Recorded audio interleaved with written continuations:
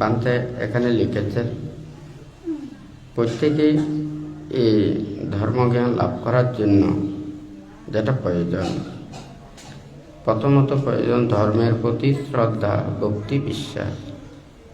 এই তিনটা প্রাথমিকভাবে প্রয়োজন। দ্বিতীয় হচ্ছে ধর্ম আচরণের প্রতি একটা মূল্যায়ন। তারপর তৃতীয় হচ্ছে যে ধর্ম উপলব্ধি করা।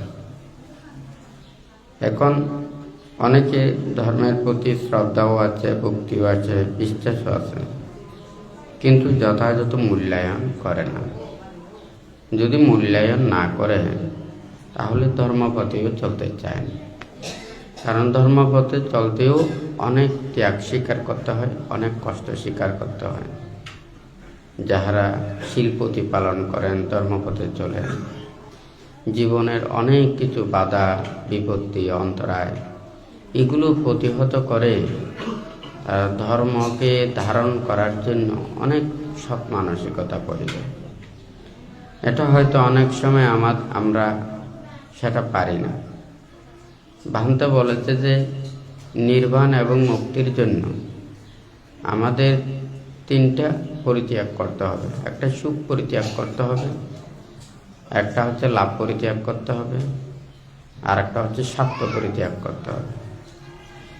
এই সুখ, লাভ আর স্বার্থ এগুলো যদি আমরা পরিত্যাগ করতে না পারি তাহলে আমাদের নিজের মনটাকে সততই ভালো পথে রাখা সম্ভব না। কারণ আমাদের মন কলুষিত হয়, মনের মধ্যে হিংস্রভাব জাগ্রত হয়, হিংসাভাব জাগ্রত হয়, আরেকজনের অনিষ্ট কামনা করে। কখন? যখন তারা লাভের বিপরীত হয়, ক্ষতি হয়, যখন সুখের বদলে যখন দুঃখ পায়, যখন স্বার্থ হারিয়ে যায়, তখন মানুষ কি হিংস্র হয়ে ওঠে। কথা সত্য না মিথ্যা? তাহলে সুখ, লাভ আর স্বার্থ এই তিনটা পরিত্যাগ করতে হবে। তো এখানে বান্তে যে বলেছেন ধর্মের প্রতি শ্রদ্ধা, ভক্তি, বিশ্বাস, ধর্ম আচরণের প্রতি সেটা মূল্যায়ন করা, একটা ধর্ম উপলব্ধি করা, এই তিনটার কারণে ধর্ম রক্ষিত হয়। আবার যখন অশ্রদ্ধা, অভক্তি, অবিশ্বাস, অবমূল্যায়ন এবং অজ্ঞানতা এগুলো যখন মনের মধ্যে উৎপন্ন হয় তখন কিন্তু আর ধর্ম থাকে না। তো এখন এই ধর্ম আচরণ করতে গিয়ে আমাদের সামাজিক, রাষ্ট্রীয়, মানুষের পারিপার্শ্বিক এই চেতনাগুলোকে আমাদেরকে এটা কি করতে হবে, এগুলোকে গঠন করতে হবে। বান্তে সবসময় চিন্তা করেন এই ধর্ম একটা সার্বজনীন, এটা কোনো পক্ষপাতিত্ব না। আমাদের কারো যদি অসুখ হয়, রোগে কষ্ট পায়, আমরা প্রত্যেকেই চিকিৎসার জন্য চিন্তা করি, ওষুধ সেবন করার জন্য চিন্তা করি। তাহলে এই ওষুধ খাওয়ার জন্য ওখানে কোনো প্রকারের ন্যায়, এটা এই ধর্ম বিশ্বাসী, এটা এই ধর্ম বিশ্বাসী, এখানে রং বেরঙের কোনো কিছু স্থান নেই। যারা এই রোগে আক্রান্ত হবে ওই ওষুধ সেবন করলে তারা যথাযথভাবে চললে ওখানে সুস্থ হতে পারে। ঠিক তদ্রূপ বুদ্ধও এটা আমাদের মনের মধ্যে নানান প্রকারের যে মিথ্যা অজ্ঞানতা উৎপন্ন হয়, লোভ, দেশ, মোহ উৎপন্ন হয়, এগুলোকে পরিত্যাগ করার জন্য বুদ্ধ এই ত্যাগের শিক্ষাটা দিয়েছে। এই শিক্ষা এখানে ওখানে মানুষ কেন্দ্রিক বা পক্ষপাতিত্ব নয়। যারা জন্ম নিরোধ করতে চায়, যারা এই দেহটাকে দুঃখরূপে জানে, এখান থেকে যারা মুক্তি লাভ করতে চায়, তাহাদের জন্য বুদ্ধ এই ত্যাগের শিক্ষাটা দিয়েছেন। তো এখানে যে পান্তে লিখেছেন কি অশ্রদ্ধা, অভক্তি, অবিশ্বাস, অবমূল্যায়ন আর অজ্ঞানতা, এগুলো থেকে মানে এগুলো সৃষ্টি হয়। এখন দেখুন বান্তে যে এখানে সামাজিকতার কথাটা বলেছেন, প্রান্তের সবাইকে এই ধর্ম শিক্ষা দেওয়ার অর্থটা হচ্ছে কি, দেখুন যখন তাদের ধর্মের প্রতি শ্রদ্ধা, ভক্তি, বিশ্বাস উৎপন্ন করে, ওনারা নির্বাণ এবং মুক্তি লাভ করতে চায়, অবশ্যই সাংসারিক জীবনের চাইতে ব্রহ্মচর্য জীবনকে ওনারা প্রাধান্য দেবেন। তো এখন ব্রহ্মচর্য জীবনের নিয়ম নীতি শিক্ষাগুলো এত কঠিন, আমাদের গায়ের মধ্যে শক্তি থাকলেও কিন্তু আমরা শক্তি প্রদর্শন করতে পারবো না। আমাদের লৌকিক অনেক কিছু জ্ঞান থাকলেও আমরা এই জ্ঞান দেখাতে পারবো না। আমরা কোনো চাষবাস, এই চাকরি বাকরি, ব্যবসা বাণিজ্য, এই সমস্ত কোনো কিছু করতে পারবো, কারণ নিয়ম নীতি এমনভাবে দিয়েছেন, আপনি যখন নির্বাণ এবং মুক্তির কর্মপথের জন্য আসবেন, লাভ, স্বার্থ, সুখ এগুলি সম্পূর্ণ পরিত্যাগ করে এমন পরিশুদ্ধময় জীবন আপনাকে আচরণ করতে হবে, আপনি কোনো পাপ করতে পারবেন না, কায়ের দ্বারা অন্যায় কোনো কিছু অপরাধ করতে পারবেন না, কারো ক্ষতি করতে পারবেন না, কাউকে দুঃখ দিতে পারবেন না। বাক্যের দ্বারাও কোনো মিথ্যা, বিটা, কটু, বেদ, এগুলো কোনো কিছু করতে পারবেন না। মনে নানান কিছু উৎপন্ন হতে পারে, লোভ, দেশ, মোহ, হিংসা, বিদ্বেষ উৎপন্ন হতে পারে। এগুলোকে পরিত্যাগ করার জন্য সব সময় সংযত থাকতে হবে, ধ্যান করতে হবে এবং মনের মধ্যে ধর্ম চিন্তা দিয়ে এগুলোকে দূরীভূত করতে হবে। এখন তাহাদের কাজকর্ম থাকবে শুধু সেটা, আর অন্য কোনো কিছু চিন্তা করতে পারে না। যখন সংসার ত্যাগ করে ব্রহ্মচর্য জীবনে আসবেন, এখন ওনাদেরকে যদি চতুর্বৈত্য দিয়ে সেবা যত্ন না করেন, অথবা কোনো কিছু ওনাদেরকে না চান, ওনাদেরকে নিন্দা, তিরস্কার, অপবাদ, তুচ্ছ, তাচ্ছিল্য, অশ্রদ্ধা, অভক্তি এগুলো যদি করা হয়, তখন কে এই নির্বাণ এবং মুক্তির জন্য হলেও ওনারা সংসার ত্যাগ করে আসতে চাইবেন। কথা ঠিক নাকি বেঠিক? কারণ ওখানে আগে সবাইকে এই ধর্মটা শিক্ষা দিতে হবে। বুদ্ধ ওখানে নির্বাণ এবং মুক্তির কর্মপথের জন্য বলেছেন, এখানে কোনো নির্বাণ আমাদের জন্য তা নয়, সবার জন্য, আপনাদেরও জন্য। তাহলে সে মন মানসিকতা, চিন্তা চেতনা এটাকে উদ্যদিকে নিতে হবে। তো কিভাবে নিতে হবে, এটারও তো একটা ধারাবাহিকতা বুদ্ধ দিয়েছেন। প্রথমে দিয়েছেন পঞ্চশীল, তারপরে দিয়েছে অষ্টশীল, তারপরে দিয়েছে 10 তারপরে 287।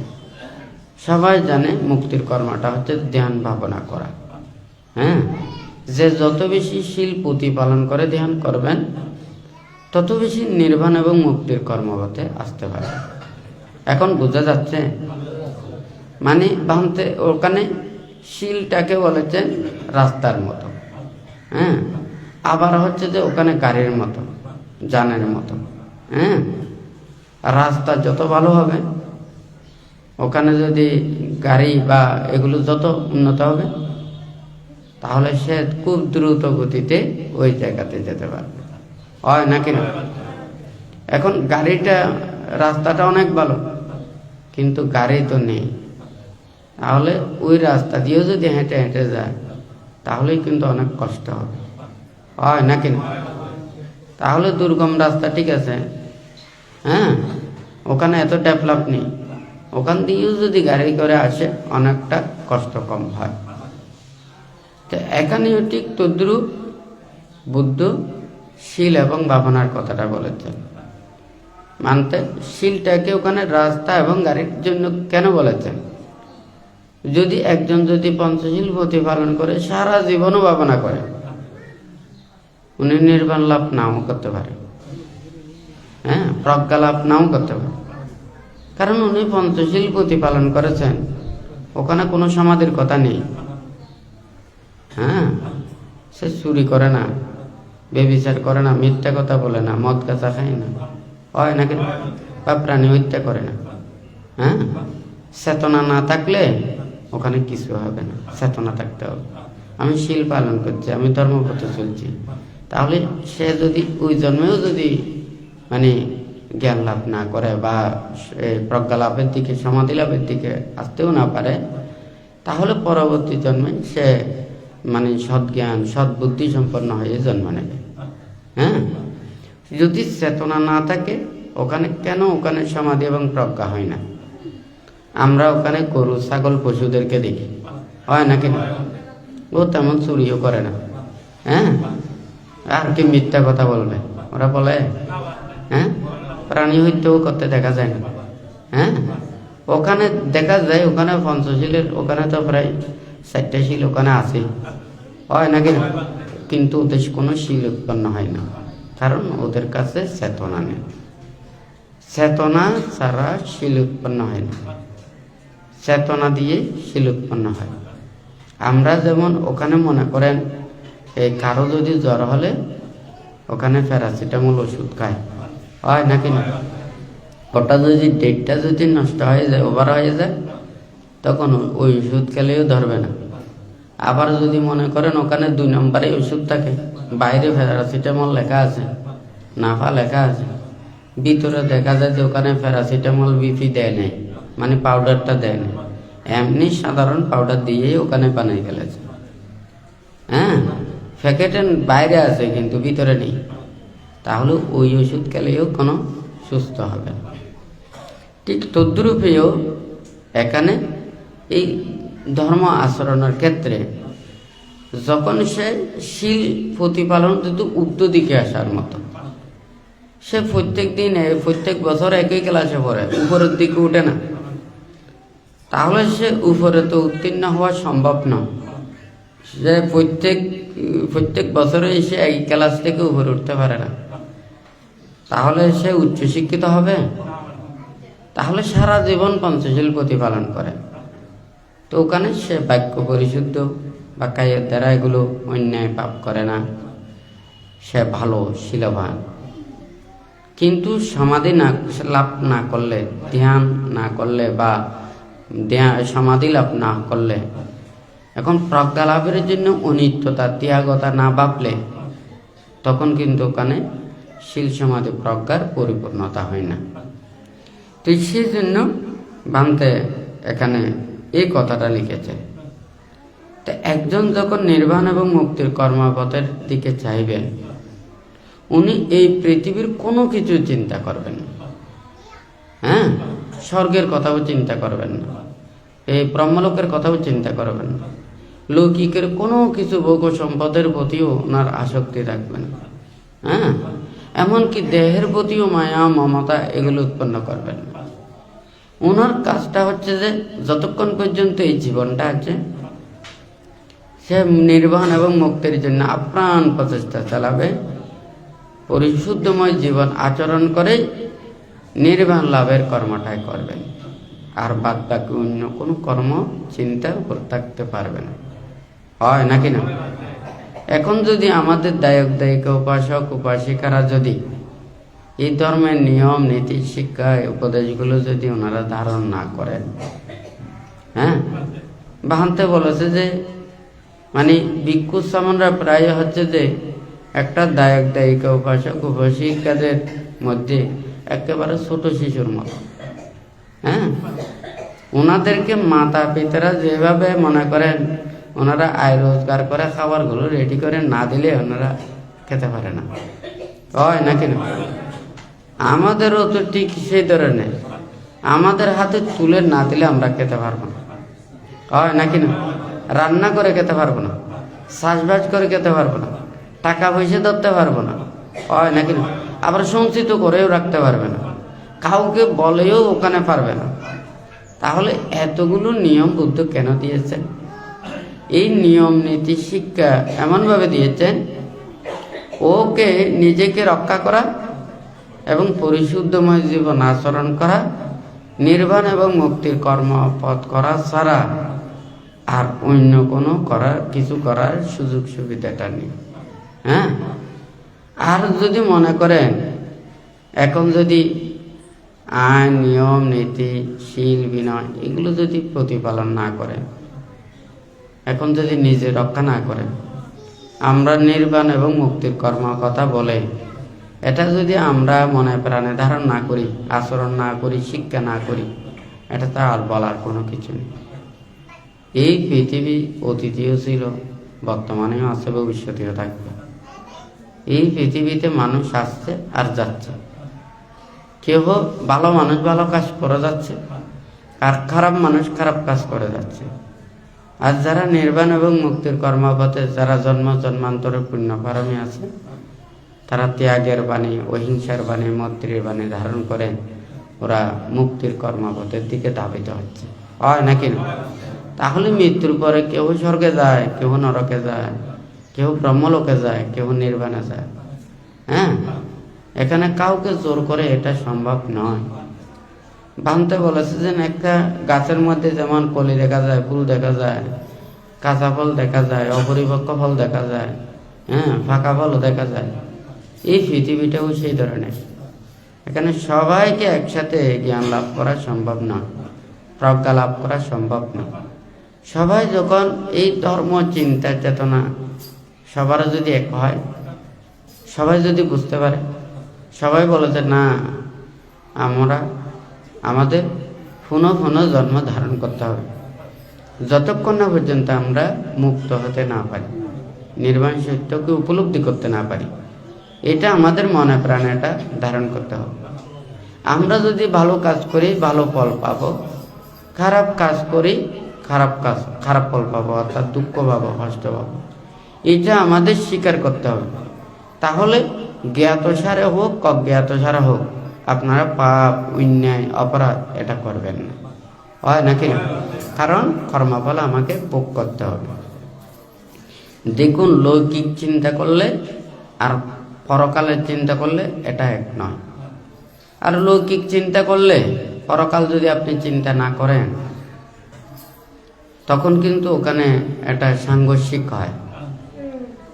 একটা যদি বলেন যে হয় না, কোনো মানুষ যদি ধনী হয়, তাহলে ধনী হলে কেমন করে হয়? সে সারাদিন কষ্ট পরিশ্রম করতে হবে।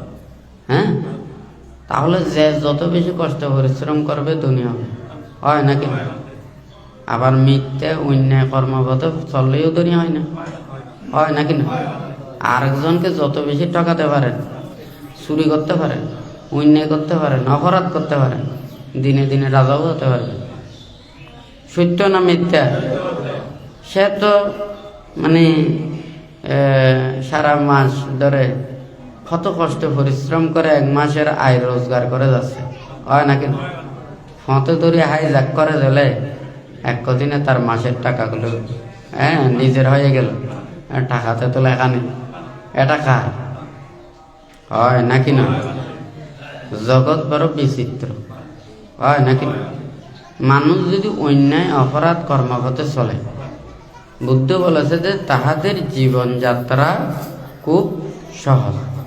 হ্যাঁ, আর যারা মানে সৎ পথে চলে, নীতির পথে চলে, ভালো পথে চলে, তাহাদের জীবনযাত্রা খুবই কঠিন।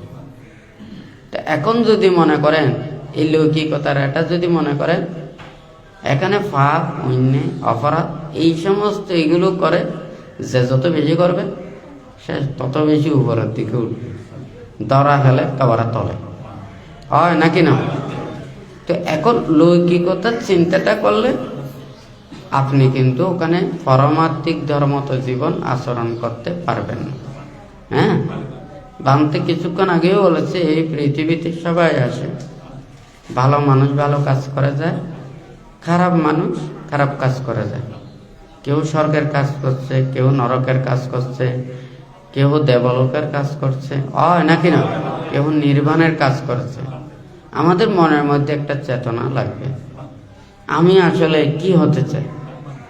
হ্যাঁ, আমি নির্বাণ পেতে চাই বা নির্বাণ উপলব্ধি করতে চাই। এই চেতনাটা অন্তরের মধ্যে ধারণ করতে হবে। এটা একটা আশা, আকাঙ্ক্ষা, প্রত্যাশা, ইচ্ছা। এই সৎ চেতনাটা জাগ্রত হতে হবে। আমার লক্ষ্য উদ্দেশ্য যদি এটা যদি ঠিক না থাকে, তাহলে আমরা এই কর্মটা ওইদিকে সাধন করার জন্য চিন্তা করব না। তাহলে ওই চেতনাটা জাগ্রত করা অনেক কঠিন। যখন লৌকিকতা চিন্তা করলে আপনি কোনোদিন ভালো হতে পারবেন না। আপনাকে পারমার্থিক চিন্তা করতে হবে। হ্যাঁ, অর্থাৎ একজন পরিবারের মধ্যে আপনারা অনেক মাতা পিতা ভাই বোন স্ত্রী পুত্র কন্যা অনেক ওখানে মিলে দিলে ওখানে 4 জন 5 জন 6 জন 27 জন ওখানে পরিবার আছে। এখানে প্রত্যেকের টাকা পয়সা ধন দৌলত প্রয়োজন বটে, কিন্তু এখানে সুখের কোনো মাপকাঠি নেই। সুখের মাপকাঠিটা হচ্ছে সবাই মিলে মিশে সুন্দরভাবে যেই পরিবারে চলে, এখানে কিছুটা হলে সুখ শান্তি আছে, হয় নাকি? আর যদি ওখানে যদি মিলেমিশে যদি না চলে, একজন অপরজনের প্রতি শ্রদ্ধা ভক্তি বিশ্বাস না থাকে, আন্তরিকতা না থাকে, তাহলে টাকা পয়সা ধন সম্পদ অনেক প্রভাব প্রতিপত্তি থাকলেও ওখানে শান্তি নেই, সুখ নেই, হয় নাকি? তা আপনি যদি মনে করেন এই পার্থিব এগুলোই সুখ, তাহলে আপনি ওখানে প্রকৃত জায়গাতে আসতে পারবেন না। আর যখন চিন্তা করবেন না আমরা সবাই মিলেমিশে সুন্দর করে চলতে পারলে ওখানেই সুখ, তাহলে হয়তো আপনি কিছু সৎ এবং নীতির পথে আসতে পারবেন, হয় নাকি?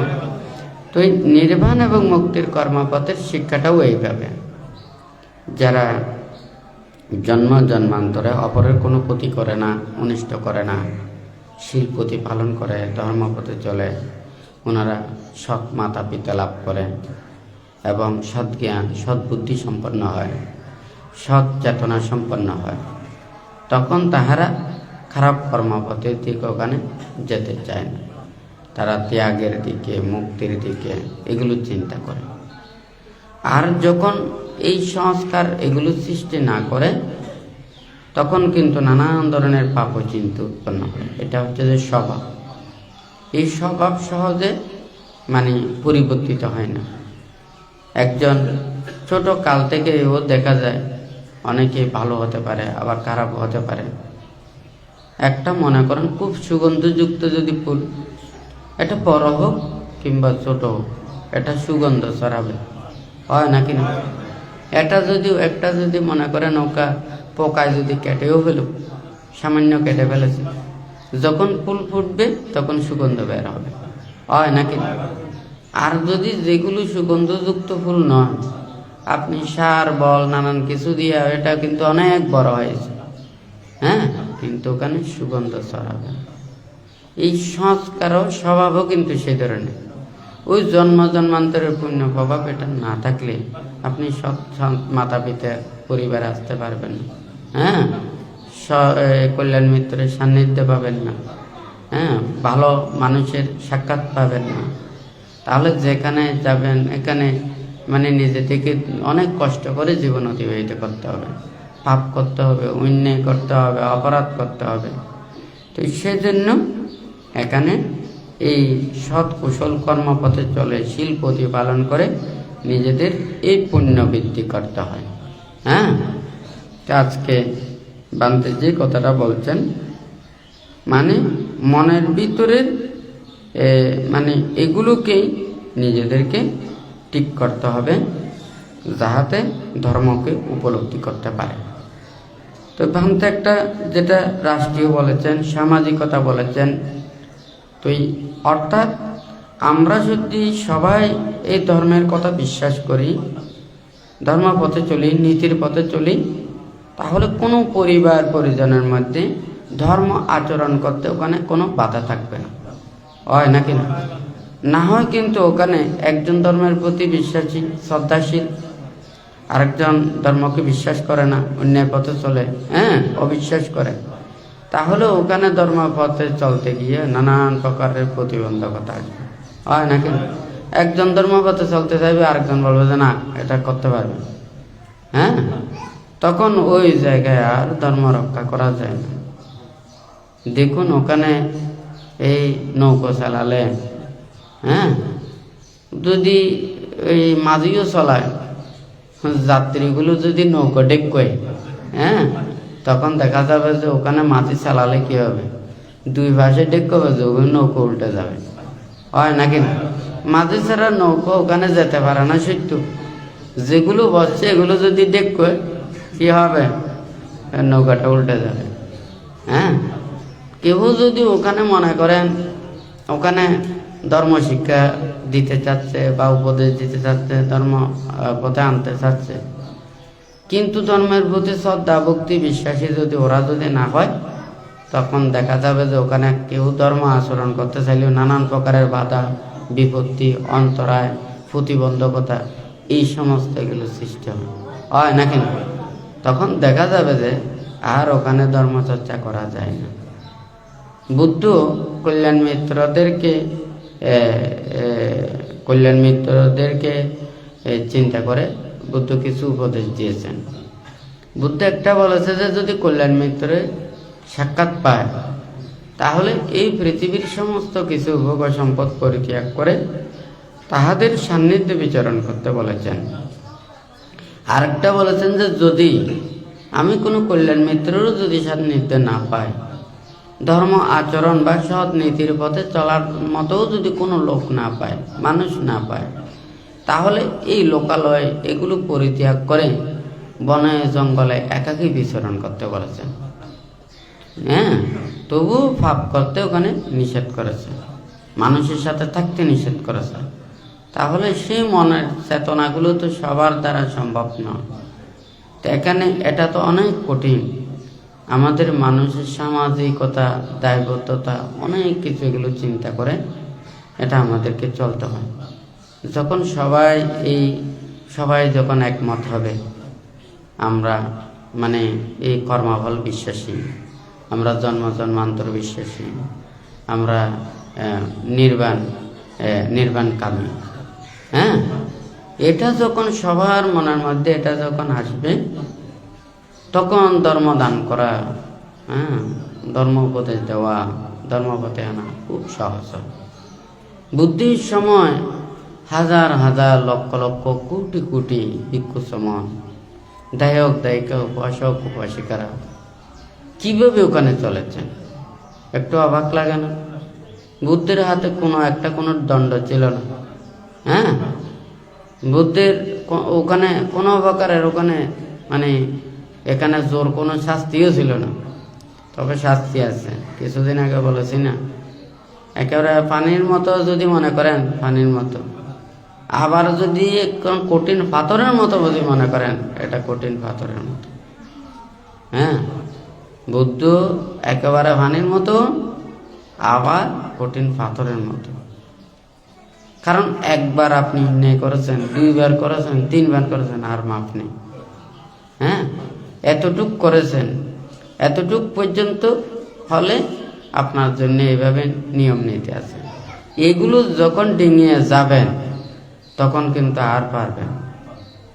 একটা জিনিস যেমন দেখা যায়, এটা মানে কাঁচের জিনিস ব্যবহার করলে, সুন্দরভাবে করলে, আপনি যতদিন পর্যন্ত এটা নষ্ট না হয় ততদিন ব্যবহার করতে পারবেন। কিন্তু হাত থেকে পড়ে গেলে যদি এটা ভেঙে যায়, ফেলে দেওয়া ছাড়া আর কোনো কিছু হয় না। এই জন্মটাও একটা, দেখুন আপনারা সারা এই জীবনের মধ্যে যা কিছু করেছেন সবাইকে ফাঁকি দিতে পারবেন, কিন্তু আপনাকে ফাঁকি দিতে পারবেন হয় নাকি না? হ্যাঁ, জন্মান্তরের ওগুলো তো মনেও নেই, হয় নাকি না? এক সময় বলেছে জাতিস্বর জ্ঞান, যাদের জন্মান্তরের স্মৃতিগুলো মনে পড়ে, এটা সবার মনে পড়ে না। অনেক জন্ম ভাবনা করতে হবে, ধ্যান করতে হবে, সমাধি লাভ করতে হবে। হ্যাঁ, তখন কিন্তু তাহাদের এইগুলো স্মরণ করতে পারে। আপনাদেরকে যদি বলি 1 বছর আগে, আজকে কয় তারিখ? 12 তারিখ। কোন মাসে? ডিসেম্বরের 12 তারিখ না? তাহলে এই যে মনে করেন এটা হচ্ছে 25 সাল, 24 সালের এই ডিসেম্বরের 12 তারিখ আপনারা কি দিয়ে খেয়েছেন এখন জিজ্ঞাসা করে বলতে পারবেন? হ্যাঁ, হিসেব করতে হবে। ভাগ্য ভালো যদি ওই দিন যদি কোনো একটা যদি নিমন্ত্রণ পান, হ্যাঁ, ওই অমুক বাড়িতে গেছি, হয়তো কিছুটা হলেও মনে করতে পারে। তাও যদি ওটা যদি না থাকে, ওই সময়ও যদি মনে না রাখে, তাহলে তো সম্ভব না। কথা ঠিক আছে নাকি নেই? তাহলে যে স্মরণ করে রেখেছে, হ্যাঁ, বা টুকিয়ে রেখেছে, বা যে কোনো একটা হাতে রেখেছে, ডায়েরিতে লিখেছে, হয়তো দেখা যাচ্ছে 5 বছর পরেও যদি ওটা উল্টিয়ে বলতে পারবে। হ্যাঁ, অর্থাৎ সে স্মৃতিতে রেখেছে, সেই জন্য সে বলতে পারবে। আর যে স্মৃতিতে রাখে নাই, সে 1 বছর না 100 বছর পরেও বলতে পারবে না। ঠিক আছে? এই জাতিস্বর জ্ঞান সেই ধরনের, যারা জন্মান্তরে ধ্যান করে এবং নিজেদের কর্মগতিগুলোও তারা স্মরণ করে রাখে, তারা ওগুলো বলতে পারে, হয় নাকি না? তো এখন এখানেও ঠিক তদ্রূপে সবাই যদি মুক্তির এবং কর্মপথে যদি আসতে চায়, প্রথমে আগে সবাইকে এই ধর্ম শিক্ষা নীতি এটা সবার কাছে পৌঁছাতে হবে। এটা সবাই আসতে পারবে, নীতির বাইরে যেতে পারবে। আপনি যখন সংসারে থাকবেন, আপনার এই পঞ্চশীল অষ্টশীল প্রতিপালন করে যেভাবে নীতিতে চলা উচিত ওইভাবে চলতে হবে, হয় নাকি না? আর যখন আপনি সংসার ত্যাগ করে ভিক্ষুসমান হবেন, আমাদের যে নিয়ম নীতি শিক্ষাগুলো আছে এই নিয়ম নীতিতে চলতে হবে, হয় নাকি? তাহলে সবাই যদি এই শীল ও বিনয়ের প্রতি শ্রদ্ধাশীল হয়ে একত্রিত হয়ে সুন্দরভাবে যদি জীবন অতিবাহিত করে, তাহলে ধর্মচর্চাটা খুব সহজ। বুদ্ধির সময় সেইভাবেই মানে বুদ্ধনীতি শিক্ষাগুলো দিয়েছে। যেমন মনে করেন, সমুদ্রের মধ্যে যখন বিভিন্ন খালের নদীর পানিগুলো যায়, ওখানে একাকার হয়ে যায়। ওখানে কোনো এই সমুদ্রের পানি থেকে আপনি বিভেদ করতে পারবেন না, এটা হালদা খালের পানি, এটা কর্ণফুলী খালের পানি, এটা মাইনে খালের পানি, হয় নাকি না? এটা হাসালং খালের পানি। এখানে কেউ ওখানে পানিগুলো ওখানে মানে ভাগ করা খুব কঠিন। বুদ্ধির শাসনে বুদ্ধি উপদেশও কিন্তু সেইভাবে দিয়েছে। কে কোন জাত কুল থেকে, কে কোন বংশ থেকে বুদ্ধির এই ধর্ম শাসনের দিকে এসেছে, এটা কোনো হিসাব করা হয়নি। কিন্তু বুদ্ধ বলেছে যে কি, তুমি যদি প্রব্রজিত হয় তাহলে তোমাকে এইভাবে চলতে হবে, তুমি যদি ভিক্ষুসমান হও এইভাবে চলতে হবে, এই নিয়ম নীতিতে চলতে হবে। তুমি যদি এই নিয়ম নীতির যদি বাইরে চলো, তাহলে তোমাকে বহিষ্কার করা হবে। কারণ তুমি শুধু নিজের নষ্ট করবে না, তুমি আরেকজন এই মুক্তির কর্মপথে নীতির কর্মপথে আসতে চাইবে, তারও বাধা করবে। কারণ তুমিও অন্যায় পথে চলবে, অপরাধ পথে চলবে, দোষী এগুলো তো পথে চলবে, আর একজনেরও বাধা সৃষ্টি করবে। হ্যাঁ, কথা ঠিক আছে নাকি নেই? আর যদি সে যদি বলে যে না আমি তো এভাবে পারতেছি না, ঠিক আছে তুমি আচরণ করো, তাহলে সে যদি ধর্মের প্রতি শ্রদ্ধাশীল থাকে, তাহলে সে বলবে যে ঠিক আছে আমি পারতেছি না, তুমি মুক্তির কর্মপথ তোমাকে সহযোগিতা করো। সে খাওয়ার পর ওখানে মানে প্রতিবন্ধকতা করবেন, হ্যাঁ, অসহযোগিতা করবেন। তাহলে একটা শ্রদ্ধা ভক্তি বিশ্বাস থাকতে হবে।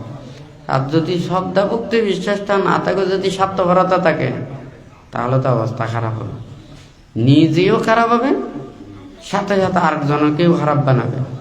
হ্যাঁ, তো সেই জন্য বুদ্ধ আপনি কোনো অন্যায় করেন না, আপনি অপরাধ করেন না, কিন্তু আরেকজনকে যদি অপরাধে সাব্যস্ত করতে চান, আপনাকেও কিন্তু ওখানে শাস্তি হবে। হ্যাঁ, বুদ্ধ এইভাবে কিন্তু বিনয়গুলো দিয়েছেন, নীতিগুলো দিয়েছেন। কোনো একজন যদি সে ভিক্ষু গুরুতর অপরাধ না করে, আপনি যদি অনেক গুরুতর অপরাধে যদি মানে ওকে যদি সাব্যস্ত করেন, দোষারোপ করেন, হ্যাঁ, তখনও সেটা কিন্তু অন্যায় এবং অপরাধ হবে। হ্যাঁ, তো এইভাবে আমাদের তো যারা মনে করেন ওখানে এই শীল বিনয়গুলো যদি বুদ্ধ না দিত, এই ব্রতগুলো যদি শিক্ষা না দিত, তাহলে এতগুলো এই শাসনকে পরিচালনা করা সহজ হতো না। তো যাই হোক, বানতে চাই এখানে সংরাসুরি বলুক, উল্টোসুরি বলুক, এখানে মানে এখানে যত দূতাঙ্গ কুটির বুদ্ধ মহাধাতু সত্য, হ্যাঁ, আর্য সত্য সদ্ধর্ম আলো, যেখানে হোক না কেন, যেখানে বান্তের নীতি শিক্ষা উপদেশ গুলো দিয়েছে, বান্তে চিন্তা করে সবাই মুক্তির কর্মপথে আসার জন্য, সবাই ধর্ম এটা জানার জন্য। এখানে কারোর জন্য ওখানে কম বেশি না। হ্যাঁ, আপনাদেরও চেতনা আছে, কিন্তু আপনারা পারেন না। কেন পারেন না? সংসারের মধ্যে আছেন, অনেক দায়িত্ব, কর্তব্য কর্ম আছে, হয় নাকি না? এখন যদি আপনাদেরকে আমি যদি এইভাবে নির্দেশনা দিই, হ্যাঁ, আপনাদের এই ঘরের যদি মনে করেন পরিবারের কর্তা, উনি সংসার ত্যাগ করে চলে আসেন, ছোট ছোট ছেলে মেয়েদের দিকে তাদেরকে ফেলে চলে আসে, অনেকে নিন্দা করবে, অনেকে তিরস্কার করবে, অনেকে খারাপ বলবে, হয় নাকি না? তারপর পরিবারের মধ্যে নানান ধরনের অসন্তোষ সৃষ্টি হবে, দুর্ভোগ নেমে আসবে, ছোট ছোট শিশুরা মানুষ হতে পারবে না, হয় নাকি না? তাহলে একটা সহজ পথ হচ্ছে যে সংসারে আবদ্ধ হওয়ার আগে হলে সবচাইতে সহজ, হয় নাকি না? মা বাবারাও এত বেশি বলতে পারবে না, সামাজিকের মধ্যেও এত বেশি বলতে পারবে না, হয় নাকি? আবার সেই সময় প্রব্রজিত হলে তো ভালো, শুদ্ধভাবে চললে ভালো। আবার যদি অন্যায় অপরাধ ভুল তুলে নানান ধরনের এগুলো করে, তাহলে তার ধর্মের উপরে হানি করে, হয় নাকি না? এটা সহজের কথা বলেছে, কিন্তু এই নয় যে যারা সংসার করেছে তাদের জন্য সম্ভব নয়, তা নয়। বুদ্ধির সময় ওখানে হাজার হাজার অগণিত ওখানে ছিল, হয় নাকি? তখন সুযোগ হয়েছে যে তখন সমাজ, রাজ্য, সবাই বেশি কমে ওটা জানত, কেউ ওখানে কোনো বিদ্রুপ করত না। নির্বাণ এবং মুক্তির কর্মপথের জন্য সবার জন্য স্বাধীন। হ্যাঁ, তখন ওটা সবার মানুষের কাছে ওখানে পৌঁছেছে, তখন কিন্তু তারা আর নিন্দা করতো না, তিরস্কার করতো না, খারাপ বলতো না। এখন তো ওই মানে অন্য ধর্ম লাগবে না, হ্যাঁ, নিজেদের ধর্মেও নিন্দা, তিরস্কার, তুচ্ছ তাচ্ছিল্য, হ্যাঁ, প্রতিবন্ধকতা, এগুলো করার মানুষ কম নেই, অনেক মানুষ আছে, হয় নাকি?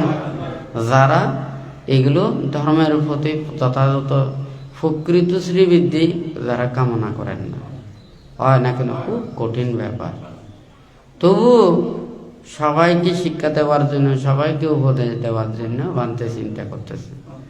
আসলে এই মানুষদেরকে এই ত্যাগের কর্মপথের দিকে আনা আসলে খুব কঠিন। সুখের বললে, আনন্দের বললে সবাই ওইদিকে দৌড় দেবে। লাভ স্বার্থের কথা বললে 24 ঘন্টা না 48 ঘন্টা কাজ করবে, হয় নাকি না? এখন লাভ স্বার্থ যখন থাকবে না, হ্যাঁ, 1 ঘন্টাও কষ্ট করতে চাইবেন, হয় নাকি না? তাহলে তো খুব কঠিন কাজ। নির্বাণ এবং মুক্তির কর্মবারটা হচ্ছে যে নিজেই নিজেকে দুঃখ দেব। কি ধরনের? ওই দুঃখ না বুঝলে দুঃখ উপলব্ধি করার জন্য, হয় নাকি না?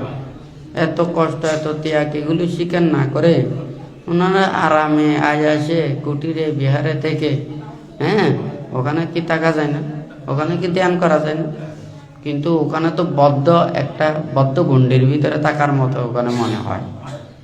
আর যখন ওখানে খোলা জায়গায় লোকালয় বর্জন করে নীরব নিস্তব্ধ, ওখানে গাছতলে, বাসতলে, খোলা আকাশতলে, হ্যাঁ, ওখানে আলাদা একটা উপলব্ধি আছে, আলাদা একটা সুখ আছে, আলাদা একটা শান্তি আছে।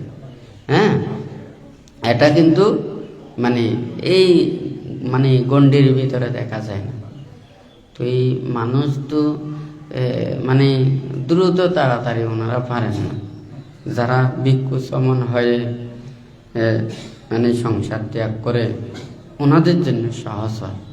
তো দায়ক দায়িকারা যেহেতু সবসময় ঘরে বাড়িতে ওখানে থাকতে হয়, ওনাদের জন্য ছাউনি ঘরের হল লাগে, হ্যাঁ, ধ্যান করার আলাদা জায়গা লাগে, হ্যাঁ, স্থান লাগে, বাসস্থান লাগে।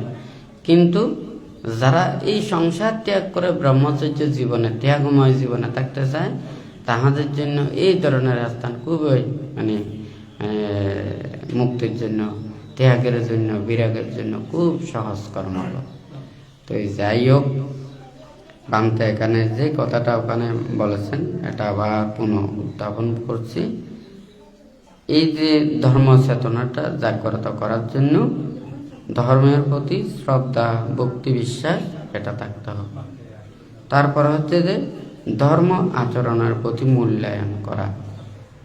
কেউ শীল পালন করলো, ধর্মপথে চললো, নীতির পথে চললো, ভালো কাজ করলো, তাহাদেরকে সেভাবে সহযোগিতা করা, তাহাদেরকে ভালো কথা বলা, আর ধর্মকে উপলব্ধি করা। ধর্মের কথাগুলোকে বারবার এটা ভাবতে হবে।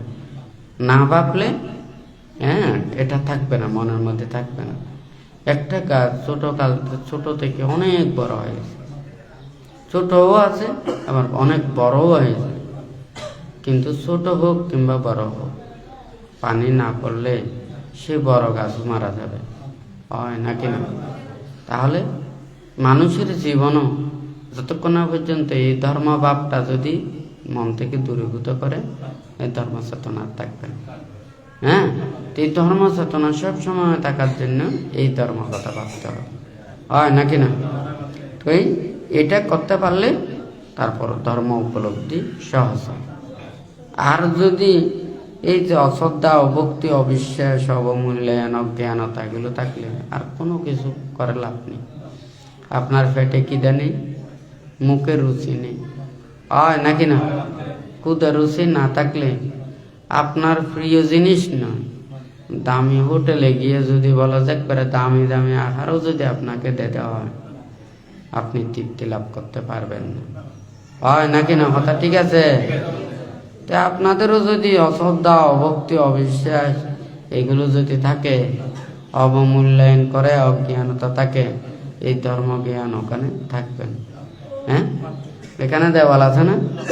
এখানে দেওয়ালে যদি ভালো মতে না ঘষে, সিলেট টিলেট না মেরে যদি এমনি যদি গোল্ডেন কালারের শুধু উঠি যদি কি উপরে যদি এখানে গোল্ডেন কালার যদি রং দিয়ে দেয়, কয়দিন থাকবে বলুন তো? থাকবে? কারণ এটা চলদা ওখান থেকে কি করা যাবে। এই ঠিক তদ্রুপ আগে আপনাদের মনের ভিতরে ওগুলো পৌঁছতে হবে। তখন সামান্য বুদ্ধির ধর্ম উপদেশ শিক্ষার কথা শুনলেও মনের মধ্যে প্রীতি লাগবে, আনন্দ লাগবে, ভালো লাগবে। তখন এই স্বল্প কথায়ও ধর্মজ্ঞান উৎপন্ন হবে। তো যাই হোক, আপনারা যারা এখানে সমবেত হয়েছেন, তা আপনারা প্রত্যেকেই যাতে যতদিন পর্যন্ত নির্বাণ সাক্ষাৎ করতে না পারেন, ততদিন পর্যন্ত সৎ কল্যাণ মেত্রদের সান্নিধ্য থেকে সৎ মাতা পিতা লাভ করেন, প্রত্যেকে যাতে মুক্তি লাভ করতে পারেন, সেই রূপে অন্তরের মধ্যে শ্রদ্ধা, ভক্তি, বিশ্বাস রেখে প্রত্যেকে 3 বার সাধুবাদ প্রদান করেন।